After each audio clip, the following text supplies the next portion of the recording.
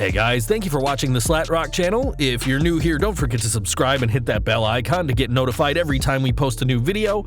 And if you've already done so, just make sure that it's still active. Here's your news for January 18th, 2020. We're kicking off with some news from next Sunday's Royal Rumble, as a stipulation has been added to the Universal Championship match. Now, The Fiend and Daniel Bryan will compete in a strap match at the pay-per-view, and this stipulation was set up by a challenge issued by Bryan on SmackDown.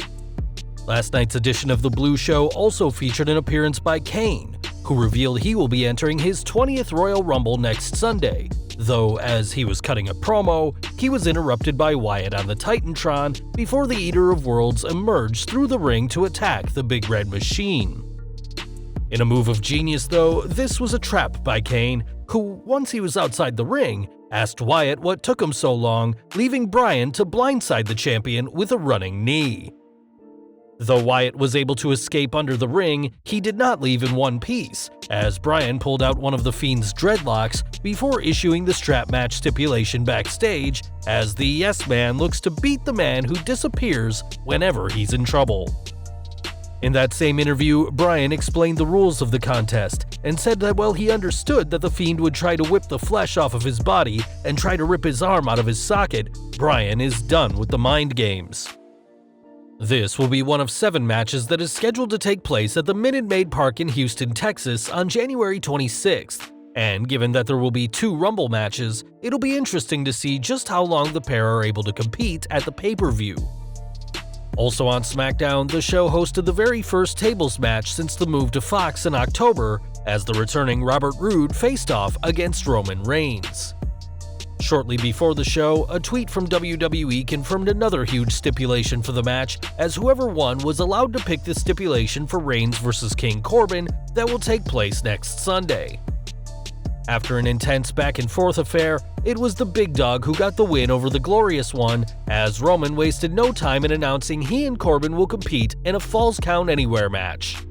A match that could see Reigns and the King of the Ring battle anywhere in and out of the arena. It looks like Roman is wanting to end this feud for good and doesn't care where the pinfall takes place.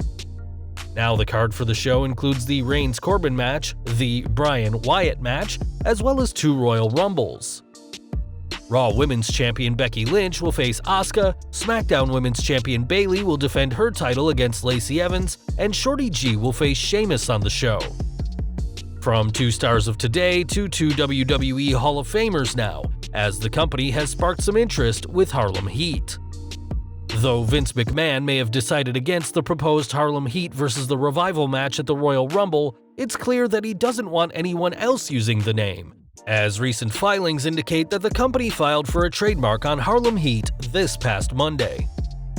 This is very interesting, as it seems to have occurred around the time that WWE was locking down names for other top names, including Brock Lesnar and Paul Heyman. A 2-time WWE Hall of Fame inductee, Booker T still works for the company and appears on kickoff shows, and also serves as a host of WWE Backstage. While his brother Stevie Ray isn't as involved in the wrestling business, it still wouldn't be a huge shock if the pair did have a match against Dash and Dawson in Houston on January 26th. Now, with AEW nipping at their heels, the WWE is constantly looking to sign current talent to new long-term contracts with the promotion, and this week, the company did just that. According to Pro Wrestling Sheet, former United States Champion Kalisto recently signed a new multi-year contract extension with WWE, though details about this new deal weren't revealed. Pro Wrestling Sheet wrote, "Sources tell us Kalisto decided to re-sign with WWE because the wrestler feels as though he still has a lot left to accomplish in the company." In August last year, Kalisto tweeted and then deleted a message saying 10 months #free agent, which led to his Lucha House Party partner Gran Metalik to reply, "Me too, carnal." The Lucha House Party, which consists of Kalisto, Metalik, and Lince Dorado, moved to SmackDown in October's WWE Draft, and last appeared on the Blue Brand on the December 6, 2019 episode, where the Revival defeated Metalik and Dorado, Heavy Machinery, and Mustafa Ali and Shorty G to qualify for a SmackDown Tag Team title match at TLC.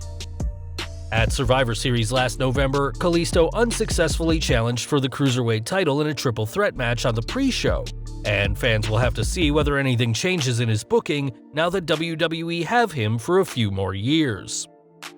One superstar who has certainly made an impact since leaving the company is Dean Ambrose, as the former world champion has become a main event star as Jon Moxley since joining AEW last year.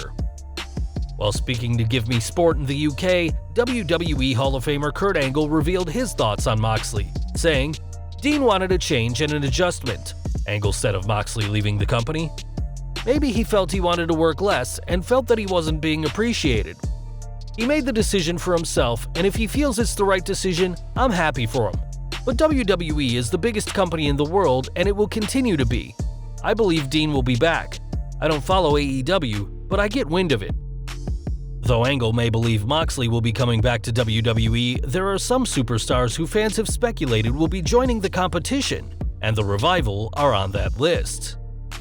This week, fans were given more reason to speculate that they will be leaving WWE, as the pair of Dash and Dawson have filed trademarks, interestingly with the same lawyer as Cody Rhodes, Jim Ross, and Arn Anderson, who can all be found in AEW.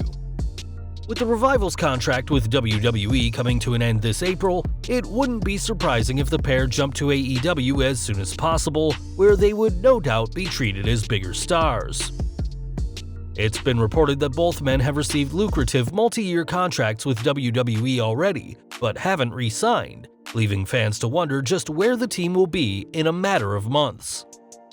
One star fans shouldn't expect to see leaving soon is Andrade, as the United States Champion has established himself as a main roster star thanks to his feud with Rey Mysterio. Fans of the WWE's Ultimate Underdog may be disappointed though, as according to Dave Meltzer of the Wrestling Observer newsletter, there are no plans for Rey to regain the title, and whilst Andrade is expected to be the champion for quite some time, the feud between him and Mysterio isn't over yet.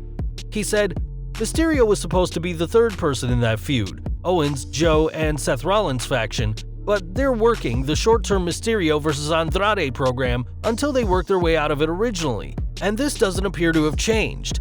The idea was for Andrade to have a longer, very serious program over the title with Carrillo as a way to get both guys over as singles Latino stars.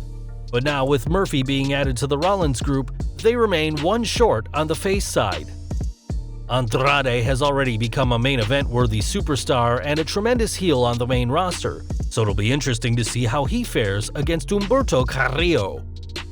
Despite a strong start, Carrillo has received a stop-start push on Raw, and despite a few show-stealing matches, the company seems hesitant to put a title on the former 205 Live superstar.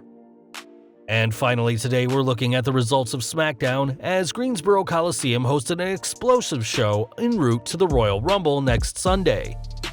After the show's opener, which saw Team Hell No reunite to combat Wyatt, fans saw the in-ring return of John Morrison, who defeated Big E in his first WWE match in over 8 years. This win didn't exactly come fair though, as it was a distraction by Miz that helped Morrison seal the deal with Starship Pain. After the Usos defeated the Revival, Lacey Evans got a huge win over Bayley, and the sassy Southern Belle will be hoping to do the same next Sunday when Bayley's SmackDown Women's title is on the line. Up next on the show, Elias tried to host a musical serenade, but was quickly stopped by Sami Zayn, Cesaro, and Intercontinental Champion Shinsuke Nakamura. After Zayn announced the King of Strong Style for the Royal Rumble match, the trio beat down Elias until Braun Strowman made the save, making it clear that he is still after Nakamura's new Intercontinental Championship. In our second women's division match of the night, Alexa Bliss battled Sonya Deville, and while Heavy Machinery's Otis helped Fire and Desire last week, this wasn't the case this week. After Otis helped Mandy Rose defeat Bliss last week, Deville chose to bring the heavyweight to the ring, but when Rose was kicked from the apron, she landed in Otis's arms, distracting Deville long enough for Bliss to score a pinfall victory over the former MMA fighter. And in the main event, Roman Reigns defeated Robert Roode in the aforementioned tables match, ending SmackDown on a huge note as the road to the Royal Rumble is nearly at a close.